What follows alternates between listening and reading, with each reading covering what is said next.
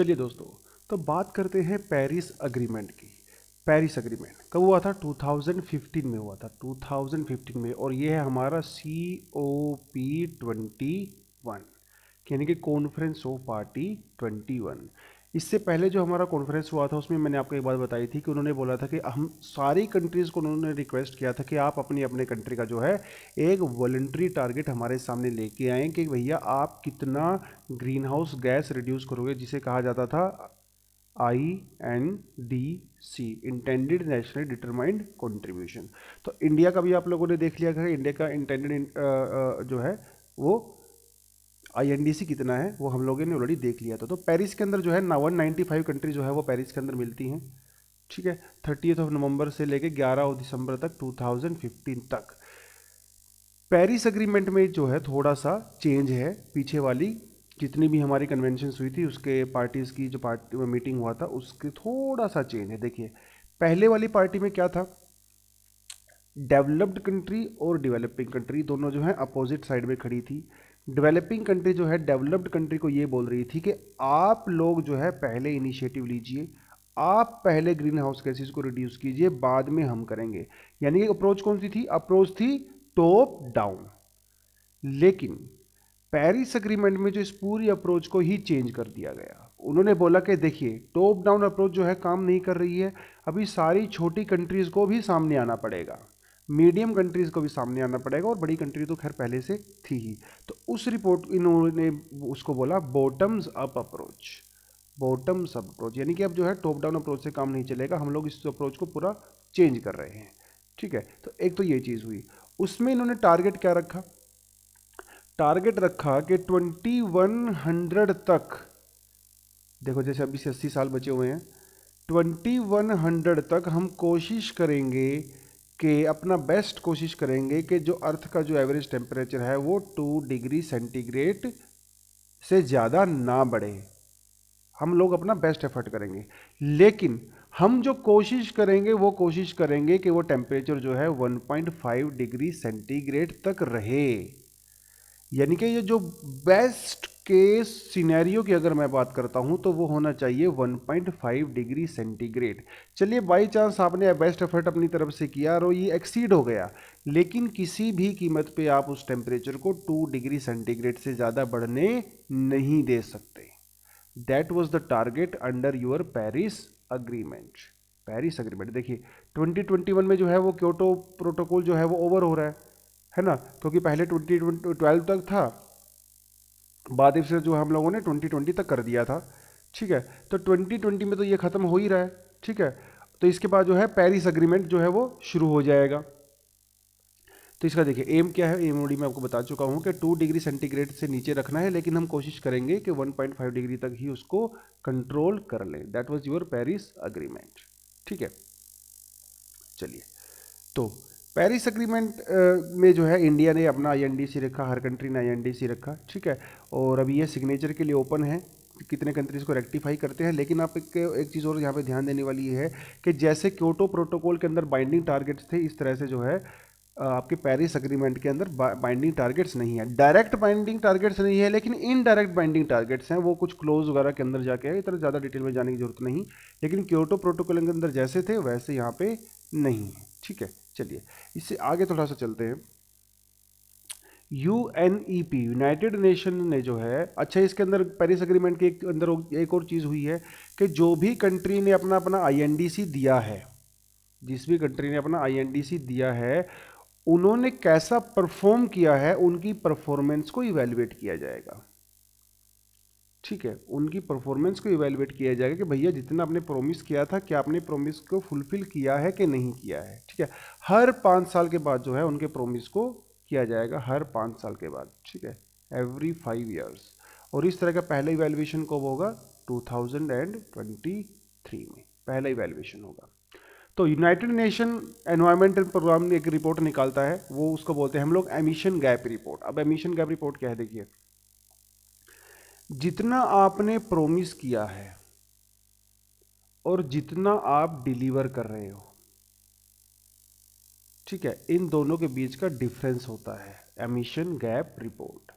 यानी कि आपने वहां पे जितना INDC दिया है और जितना आप एक्चुअल में अपनी कंट्री में रिड्यूस कर पा रहे हो उसके गैप को हम लोग बोलते हैं एमिशन गैप रिपोर्ट। किसकी एमिशन की बात कर रहा है? ये बात कर रहा है ग्रीन हाउस गैसेज के एमिशन की बात कर रहा है। ठीक है, चलिए। तो जो G20 कंट्रीज हैं, G20, आप मुझे कमेंट उसमें जो है कमेंट सेक्शन में बताओ कि G20 कंट्री कौन सी हैं। ये वर्ल्ड की टॉप G20 कंट्रीज हैं जिसके अंदर डेवलप्ड और डेवलपिंग कंट्रीज आती हैं। वर्ल्ड की टॉप G20 कंट्रीज हैं।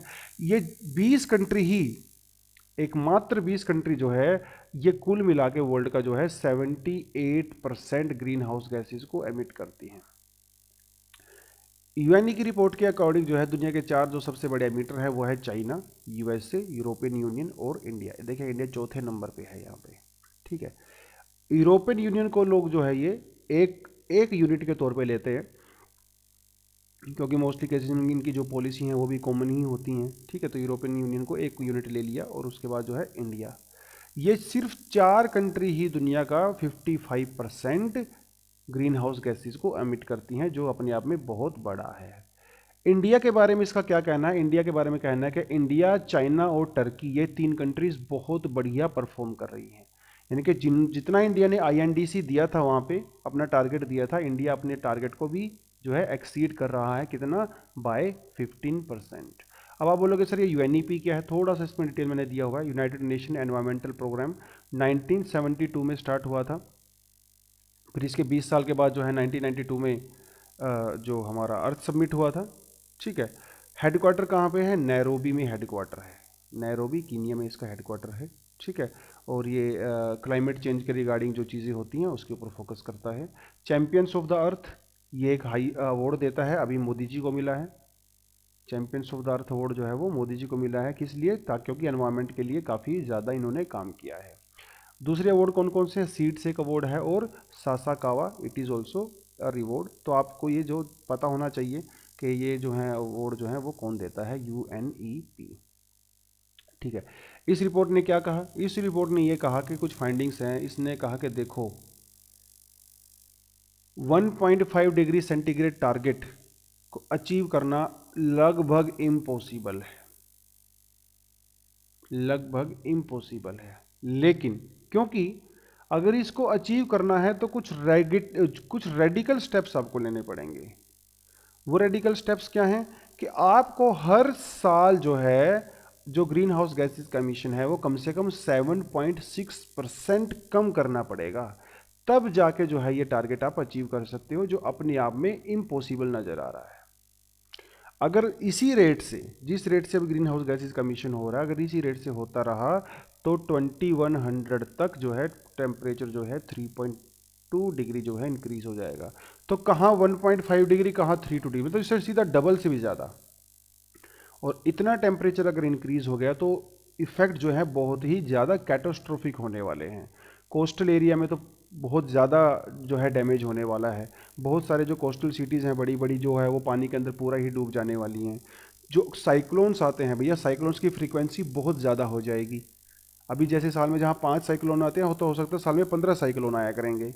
जो मानसून है वो बहुत ज़्यादा डिस्टर्ब हो जाएगा, कभी बहुत ज़्यादा आएगा कभी बहुत कम आएगा। तो ड्रोट्स बहुत ज़्यादा हो जाएंगे, फ्लड बहुत ज़्यादा हो जाएगा। ग्लेशियर्स तो समझ लो 3 डिग्री टेम्परेचर पे वर्ल्ड का जो है 80% से ज़्यादा ग्लेशियर जो है वो मेल्ट ही हो जाने वाले हैं। हिमालय में स्पेशली तिब्बत और हिमालय में जो ग्लेशियर है वो लगभग 80% से ज़्यादा तो मेल्ट हो जाएंगे। जब वो मेल्ट होंगे तो जो रिवर्स के अंदर जो है वो उनका वाटर लेवल बढ़ेगा तो फ्लडिंग आएगा। एक बार वो मेल्ट हो जाएंगे तो फ्लडिंग आएगा, लेकिन जब वो पूरे ही सूख जाएंगे तो रिवर जो है वो ड्राई हो जाएंगी, है ना। तो यहाँ पे ये पूरा ड्रोट हो सकता है। तो इतनी बड़ी सिविलाइजेशन को जो है वो इसमें सीधा सीधा खतरा यहाँ पे हो सकता है। ठीक है, तो यहाँ पे क्या है, ये रिपोर्ट का ये मानना है, इस रिपोर्ट का ये मानना है कि देखो ब्राज़ील के अंदर अगर हम लैंड यूज़ को कंसिडर करते हैं, लैंड यूज़ के मतलब देखो ब्राज़ील के अंदर आपको पता है कि अमेज़न रेन फॉरेस्ट है और अमेज़न रेन फॉरेस्ट की बहुत ही बड़े पैमाने पे जो है कटाई हो रही है। और जब ये कटाई होती है तो ग्रीन हाउस गैसेज का एमिशन होता है। अगर हम उसको भी कंसिडर करें तो आज के समय में ब्राज़ील इस दुनिया में सबसे बड़ा ग्रीन हाउस गैसेज को एमिट करने वाला कंट्री है। लेकिन फिलहाल हम लोग लैंड यूज़ को चेंज को ऐसा कंसिडर नहीं करते हैं। हम लोग ट्रैफिक को, थर्मल पावर प्लांट्स को, इंडस्ट्री को ही हम लोग ज़्यादा यहाँ पे फोकस करते हैं। ठीक है, तो रिपोर्ट का मानना है कि अगर कुछ हम खास एरिया में काम करेंगे तो शायद कुछ भला हो जाए दुनिया का। क्या बोला इन्होंने? कोल को टोटली फेज आउट करना है, यानी कि इलेक्ट्रिसिटी प्रोड्यूस करने के लिए जो हम लोग कोल का यूज़ करते हैं स्पेशली इंडिया और चाइना, भैया इसको ख़त्म करो कंप्लीटली। उसका ये मानना है कि जो ट्रांसपोर्ट सेक्टर है इसको भी कंप्लीटली जो है डीकार्बोनाइजेशन करो इसका, यानी कि इलेक्ट्रिकल व्हीकल्स को प्रमोट करो, इलेक्ट्रिकल व्हीकल्स को प्रमोट करो, सीधा सीधा सा इसका ये मानना है। इंडस्ट्री में जो हम लोग इंडस्ट्री को भी जो है कार्बन फ्री करो कंप्लीटली, ठीक है। और और 3.5 बिलियन लोगों को जो है बिजली पहुंचाओ, क्योंकि देखो इलेक्ट्रिसिटी जब अभी क्या है, जब लोगों के पास इलेक्ट्रिसिटी नहीं होती तो क्या यूज़ करते हैं, वो तो कोल का यूज़ करते हैं, है ना। कोल का यूज़ करते हैं, लकड़ियों का यूज़ करते हैं, वुड का यूज़ करते हैं फायर के लिए, है ना, या गोबर वगैरह से जो होता है उसका यूज़ करते हैं, है ना, वो जो उपले होते हैं उनको जलाते हैं। तो ये भी जो है CO2 को प्रोड्यूस करता है बहुत बड़ी मात्रा में। अगर इन घरों के पास में इलेक्ट्रिसिटी चली जाएगी तो जो है लकड़ी का यूज़ करना बंद कर देंगे। तो ये भी होना चाहिए। तो वही जो कुछ सोल्यूशन ऑलरेडी पहले बता चुका हूँ, ठीक है। डीकार्बोनाइजेशन करो सेक्टर का, एनर्जी सेक्टर का, एफिशिएंसी बढ़ाओ, ठीक है। तो ट्रांसपोर्टेशन करो, इलेक्ट्रिफिकेशन करो, ये थोड़े से सॉल्यूशन उसने हमें बताए हुए हैं, ठीक है। एमिशन गैप रिपोर्ट जो लेटेस्ट आई है 2020 में, उसका भी यही मानना है जो अभी आपको मैंने बताया है, ठीक है। कुछ ज़्यादा उसमें चेंज नहीं आया है। तो उसने बोला है कि 2020 में एमिशन जो है वो 7% घटा है, टोटल जो है 7% घटा है 2020 में एज कम्पेयर टू 2019। तो ये तो बड़ी खुशखबरी है, क्योंकि 7.6% ही घटना चाहिए हर साल। लेकिन ये किस लिए, इसलिए नहीं घटा है कि कंट्रीज ने एफर्ट्स लिए हैं, ये इसलिए घटा है क्योंकि लॉकडाउन हो गया था। तो वर्ल्ड ओवर जो है वायरस की वजह से इकोनॉमिक एक्टिविटी डाउन चल रही थी, जिसकी वजह से इंडस्ट्री और ट्रैफिक और सब कुछ चीज़ों की डिमांड कम थी, तो उसकी वजह से जो है ये कम हुआ है, ठीक है। तो ऐसा कुछ मानना है, और ऐसा मानना है कि अभी जैसे 2021 में इकोनॉमी दोबारा से ओपन हुई है तो ये जो है शूट करेगा काफ़ी ज़्यादा, और पहले के कंपैरिजन में उससे भी ज़्यादा जो है अभी हम लोग CO2 को रिलीज़ करने वाले हैं, ठीक है। एक क्लाइमेट चेंज परफॉर्मेंस इंडेक्स है, ठीक है, एक इंडिपेंडेंट रिपोर्ट है, किसके द्वारा की जाती है, जर्मन वॉच इसको रिलीज़ करता है, ठीक है। New climate institute, climate action network, ठीक है। कब से कर रहा है, 2005 से कर रहा है। देखो फैक्चुअल इन्फॉर्मेशन यहाँ पर कोई ज़्यादा समझाने वाली चीज़ है नहीं। ये जो है 57 कंट्रीज प्लस यूरोपियन यूनियन, इनकी परफॉर्मेंस चेक करता है कि ये अपनी कंट्रीज में जो एफर्ट ले रहे हैं वो एफर्ट को फुलफिल कर भी पा रहे हैं कि नहीं कर पा रहे हैं। ये जो 27 प्लस यूरोपियन यूनियन है ना, ये कुल मिला के वर्ल्ड का 90% से ज़्यादा ग्रीन हाउस गैसेज को एमिट करते हैं, ठीक है। और ये हर कंट्री को रैंक करता है उसकी परफॉर्मेंस के अकॉर्डिंग, लेकिन जो रैंक करता है उसकी 4 कैटेगरी हैं, ठीक है। Green house gas emission, renewable energy, energy use और क्लाइमेट पॉलिसी, 4 चीज़ों पे ये जज करता है, और उस जज करने के बाद कंट्रीज़ को रैंक देता है। इंडिया की अगर मैं परफॉर्मेंस की बात करूं, इंडिया की परफॉर्मेंस जो है वो काफ़ी अच्छी है अभी तक। इंडिया जो है टॉप 10 कंट्रीज़ में है, इंडिया जो है टॉप 10 कंट्रीज़ में गिना जाता है according to their performance for the steps which are being taken to reduce the greenhouse gases emission, ठीक है। G20 कंट्री में जो सबसे वर्स्ट परफॉर्मर कंट्री है वो है अमेरिका, G20 कंट्रीज में, ठीक है। सबसे वर्स्ट परफॉर्मर है अमेरिका, ठीक है। तो हमें तो इंडिया से ही कंसर्न है और किसी से ज़्यादा मतलब है नहीं हम लोगों को, ठीक है। चलिए, एक ग्लोबल क्लाइमेट चेंज अलायंस बनाया गया है। अलायंस का मतलब क्या होता है, ग्रुपिंग होता है। किसने बनाया है, यूरोपियन यूनियन ने। तो यूरोपियन यूनियन का ये भी मानना है कि दुनिया कुछ भी करे लेकिन हम लोग जो है पूरा एफर्ट लेंगे। इंडिया भी जो है उसमें उनके साथ खड़ा हुआ है, क्योंकि इंडिया भी काफ़ी ज़्यादा एफर्ट ले रहा है ग्रीन हाउस गैसेज के एमिशन को कम करने के लिए। तो 2008 में उन्होंने ये बनाया था, 2008 में ये बनाया था, ठीक है। और ये क्या करते हैं, जो गरीब कंट्री होती हैं, जो डेवलपिंग कंट्री होती हैं या लीस्ट डेवलप्ड कंट्री होती है, LDC कंट्रीज, इनको टेक्निकल हेल्प देता है और फाइनेंशियल हेल्प देता है, ठीक है। फाइनेंशियल हेल्प देता है ताकि वो अपने वहाँ पे क्लीन टेक्नोलॉजी का यूज़ कर सके, ठीक है। टेक्निकल हेल्प देता है, जो वहाँ पे वो लोग फैक्ट्री वगैरह लगाते हैं वहाँ पे जो है लेटेस्ट टेक्नोलॉजी वो लोग यूज़ कर सके, जिससे ग्रीन हाउस गैसेज का एमिशन कम हो। यूरोपियन यूनियन ने डिसाइड किया कि वो उनका जितना भी बजट होगा और हर साल उसका 20% जो है वो एनवायरनमेंट के ऊपर, उसको एनवायरनमेंट को क्लीन करने के लिए, ग्रीन हाउस गैसेज के एमिशन को कम करने के लिए खर्च करेंगे, जो अपने आप में काफ़ी बड़ा प्रोजेक्ट है, ठीक है। क्योंकि इनका ये मानना है कि हम लोगों को पेरिस कमिटमेंट को पूरा करना है ताकि हम वर्ल्ड के जो टेम्परेचर को जो है वो 2% से नीचे रख सकें। ठीक है, so that is the thing. उसके अलावा एक और प्रोग्राम है, यूनाइटेड नेशन का ही प्रोग्राम है, रेड प्लस। ये जो है डिफोरेस्टेशन से रिलेटेड है, डिफोरेस्टेशन और फॉरेस्ट डिग्रेडेशन। देखिए क्या होता है, फॉरेस्ट जो है हमारे सबसे बड़े कार्बन सिंक हैं, है ना, हम ऑलरेडी पहले बात कर चुके हैं।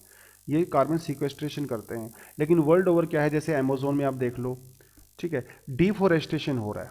जब डिफोरेस्टेशन होता है तो वहाँ की जो लैंड है वो डिग्रेड हो जाती है, उसकी क्वालिटी कम हो जाती है, वहाँ की सोइल जो है वो ड्राई हो जाती है।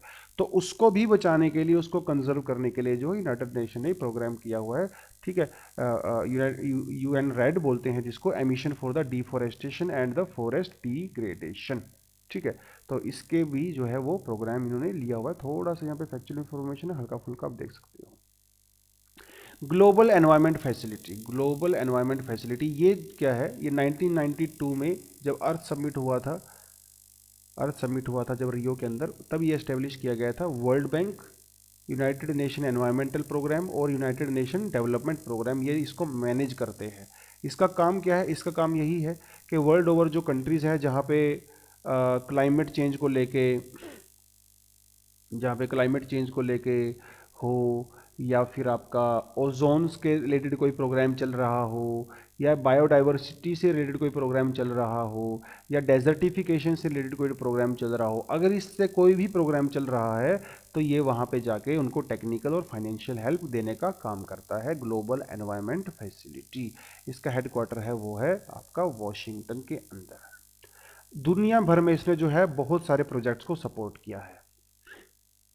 तो आज के लिए इतना ही। अभी बाकी कुछ MCQs आपको नोट्स में दिए हुए हैं, तो आप सबसे रिक्वेस्ट है कि आप उन MCQs को ज़रूर सोल्व करें, और किसी तरह की अगर MCQs में आपको दिक्कत आती है तो कमेंट सेक्शन में आप बताएं। आप हमारे साथ सीधा संपर्क कर सकते हो, हम आपके डाउट्स को पूरा सोल्व करने की अपनी तरफ से पूरी कोशिश करेंगे। ठीक है, थैंक यू वेरी मच।